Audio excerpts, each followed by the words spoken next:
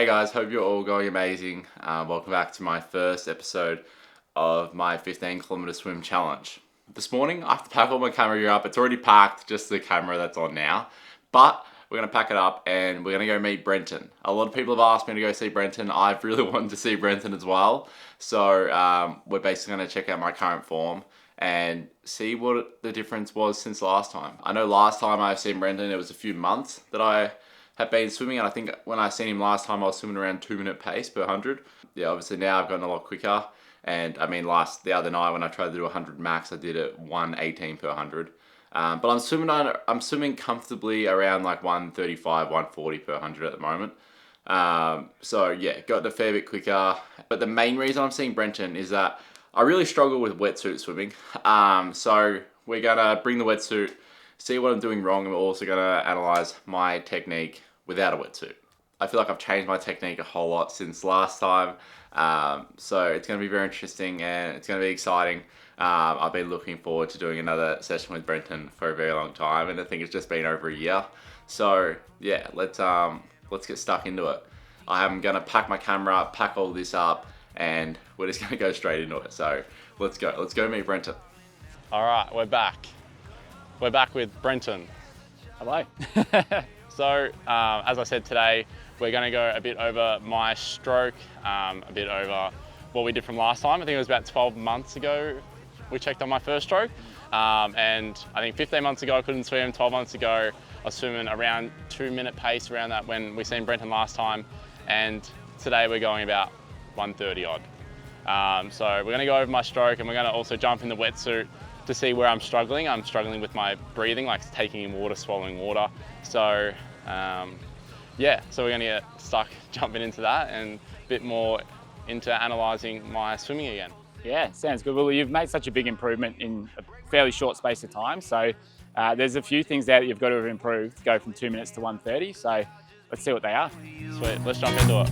Cause my mother told me as a child, boy, don't play around with fire, cause you might just end up getting burned. And I know the wicked never rest, so I always try my best. But there's some lessons hard for me to learn, like good boys don't play with bad girls. Good boys stay away from them bad girls, them bad girls. The good ones just can't get me high, so I be falling all my life for one of these bad girls. You bad girl, but you do me so good.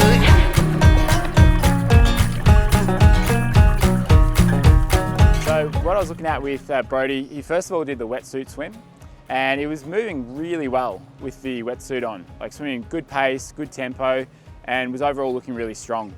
One of the things he mentioned was that when he goes to take a breath that he was swallowing water, even without a wetsuit on, and especially when he was going open water. So one of the reasons I think for that was as he was turning his head to the side, he was almost doing like a double turn, like it was turning half the way and then another turn to sort of finish it. It wasn't this smooth movement that went with his rotation. So what we worked on was trying to make that turn of the head nice and smooth, have it go in time with the shoulders and bring it back in. Because with that delayed turn of the head, when he's bringing his head back in the water, his mouth was still open. I think that's where that water was coming in. So that's the first thing that we worked on. And the second thing that was kind of related to that as well was when his left arm was coming over the top of the water, he was crossing over, sort of swinging the hand across, landing flat on the water, and then it would slip out. And he'd miss that first part of his catch. His right one was quite good, but the left one, just wasn't getting much early on. So the cue that I gave him was, think of this middle finger as pointing forwards when you go to enter, and extend forwards out in front, and then set your catch. And if you can do that with that smooth turn of the head, then it allowed him to get an earlier catch on that left side. And he said he started to feel his lats working more on that left side, which he never really feels. And I think those two things would be more than enough to take away and practice and find the next level of improvement from where he was before. And I think a big part of that improvement was like originally just a lot of fitness, a lot of training. Like I know Brody worked his butt off in the pool and did a lot of training, and had pretty good technique in the early days as well. So I think that's a huge part of why he was able to get from that 2-minute mark down to 1:30. A lot of it was fitness, had pretty solid technique once he got established, And these are the next couple of things that I reckon he can work on. Very fun. Good to see. It's so much different, I think, when you're getting film swimming. You think you're swimming a lot better than what you are. Yeah, and then when you get filmed, you're like, oh, like I'm doing like this wrong. And Brenton's very good at analysing that.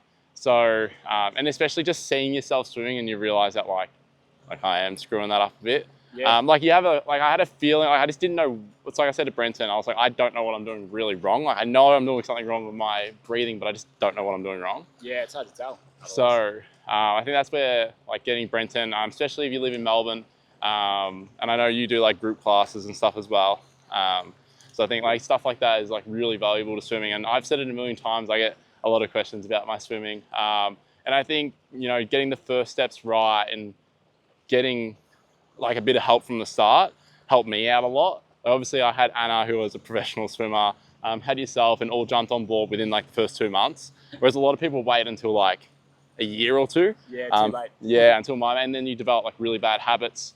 And I feel like that's where like I had a little bit of an advantage with the swimming as well. Sure. Like jumping in just straight away, getting like the best help I can, and everyone willing to help me out. And that was really, really cool. And I'm super thankful for that. And massive thank you to Brenton for jumping in on today as well. My pleasure. Thanks, mate. And not sure if Brenton has any clinics coming up in Melbourne. We do. They're all fully booked, but we'll have Fully some more booked. coming through the year. So if you're in Melbourne or if you're in Australia, we run clinics all over the place. So come meet me there. That'd be good to help work on your stroke if you're looking to improve.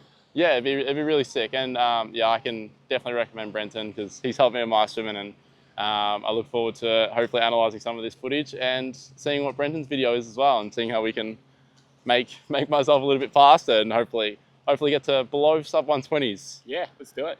Sweet. Thanks, All mate. right, let's go.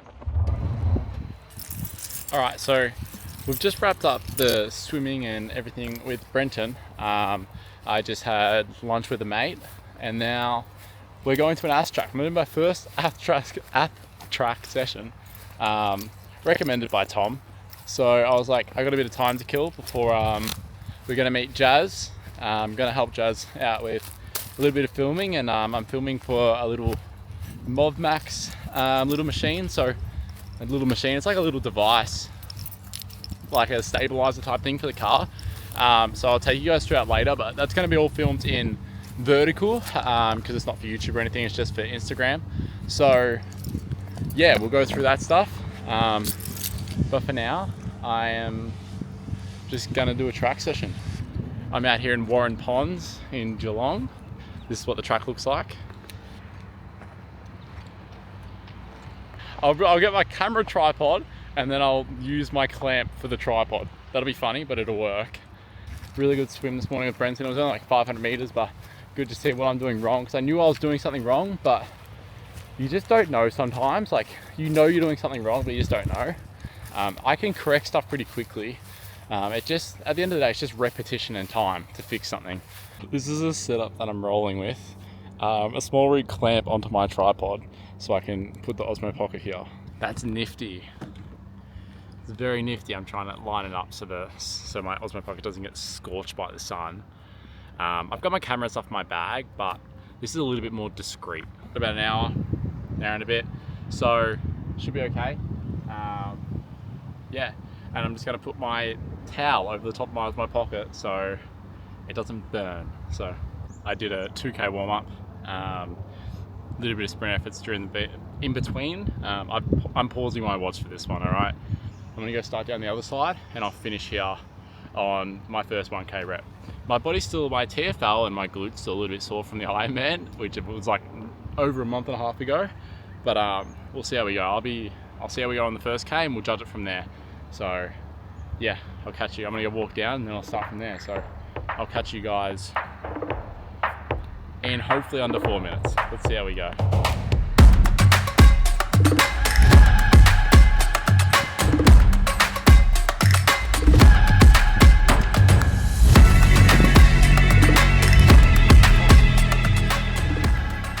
That was so much harder than what I thought it was going to be. We'll walk down and do another one.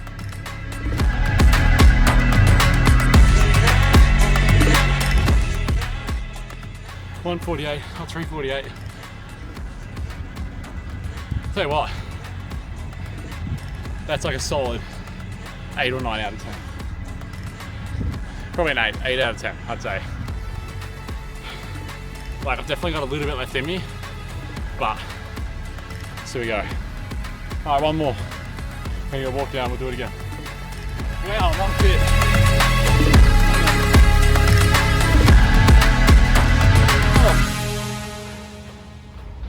You know what I was thinking just then? I'm so silly. There's a headwind on the back straight, and I decided to run 3 times into that instead of 3 times with the tailwind, all because I want to stay away from people. Track running isn't it? Probably not, I don't do track running. Anyway, 3x1k, 348, 348, 344. Not bad. Hot day. Feeling pretty good. I'm really happy with that, considering I haven't really done any speed work for like 4 months because I just keep getting injured. So that'll do me for today. I don't want to go over the top, but yeah, I'm just going to do a cool down now and I'll catch you guys after that. Ciao. Yeah, I'm pretty happy with that, considering I haven't really been doing any fast sessions, and I've had a pretty sore like TFL. It's like right here since the Ironman. Pretty happy with that. I'll definitely take that as a win for today. Hoping for about 15 to 20k of swimming in total for the week. I tend to do like 2.5k short sessions. I've just been liking those sessions, so I think it's one of those things as well. It's like, if you like doing a session, then and it makes you do a session, then keep doing the session. It's like, I love doing short stuff. I love doing short and fast stuff, especially swimming. I love my short and fast intervals. I'm not a big fan of those like 1 hour slow swims. And I think it's whatever can keep you on the deck and whatever you enjoy doing, just like, and it's helping with training. I think that's a big win as well. I know I was seeing on Instagram lately where a lot of people were talking about you shouldn't have New Year's goals, you should have goals year round. But I think New Year's goals are really good, because if it gets you back to fitness, or if it gets you back to doing anything that's healthy or promoting longevity or health, then go for gold. Have the best New Year's goals you can have. Yeah, I was seeing a lot of things about people saying you should never have New Year's goals, you should be doing it year round. And the thing is, like, if a New Year's goal makes you do something, then go for it. As cool as it is and as great as it is to have goals year round, some people just aren't motivated by having goals year round, you know what I mean? I'm definitely motivated by having goals year round. But I think New Year's goals are one of those cool things where you can try something new that you wanted to this year. Honestly, whatever gets you into fitness and whatever gets you into doing stuff you love, completely unrelated to fitness, I think you can set goals whenever you want. And if New Year's is one of those goals, then go for it and have a ripping year, and I suppose succeed at those goals. This vlog was meant to be a bit about my 15k swim, but it's a bit about everything, because it's more a day in the life. These are what my days are looking like. Actually, that's a lie. My days are just looking at me sitting at the computer desk. So I'm soaking up today. It's a ripping day, and you know, I don't get too many of these days where I just get to go and train and travel to Geelong and do stuff like this at the moment. Next week's like insanely chaotic for me. Let's go see Jazz. We'll introduce her to the vlog.